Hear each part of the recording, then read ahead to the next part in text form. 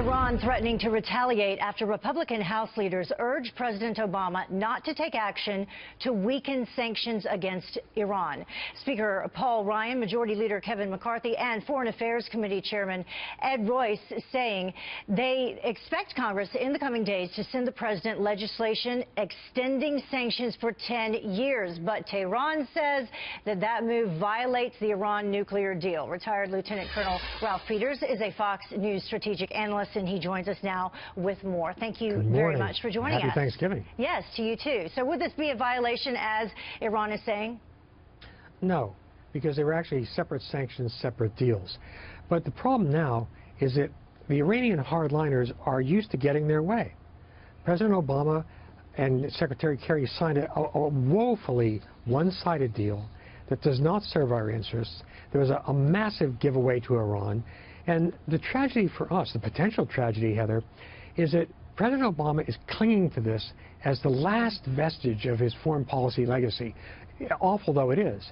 And he is trying, as a lame duck, to further loosen sanctions, to grant more licenses for U.S. businesses to do business with Iranian corporations, including some in which the Iranian Revolutionary Guards are a partner. And when I talk about tragedy, here's where it lies.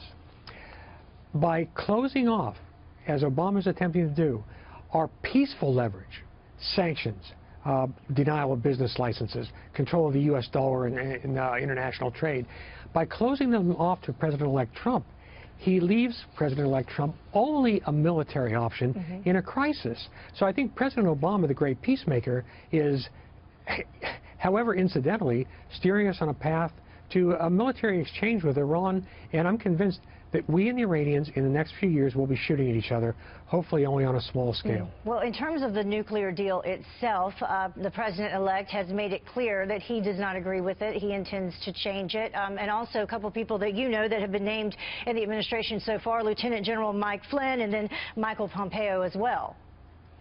Well, certainly, it's just a bad deal.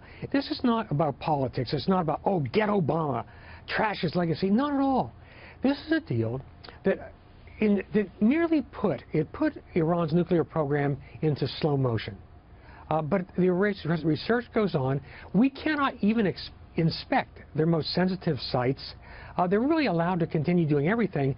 But the worst problem we have, apart from the looming military confrontation, is that President Obama is clinging to this deal, this bad deal, so desperately that has paralyzed our foreign policy in the Middle East, allowing Iran to not only capture and humiliate our sailors, but to run roughshod in Iraq, in Syria, where they're partners with Vladimir Putin and the Assad regime, in Lebanon, in Yemen, in Gaza. So Iran is building a new Persian empire while we are doing nothing except sending them cash payments now and then. Well, we know that it's a real he mess, doesn't like people